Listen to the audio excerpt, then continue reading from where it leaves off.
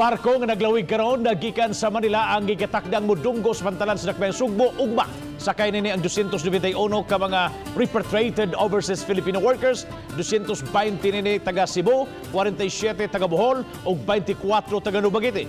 Giklaro hinoon sa Coast Guard Cebu nga ang taga Cebu lang ang manaog sa Pantalan Sugbo ug ilahos sila sa ilang mga isolation area. Nakig-alayon sila sa kagamahanan sa Dakbayan Sugbo aron mapaubos sa 14-day quarantine period. Susama usab nini ang himuon sa mga moabot ngadto sa Bohol ug Dumaguete City.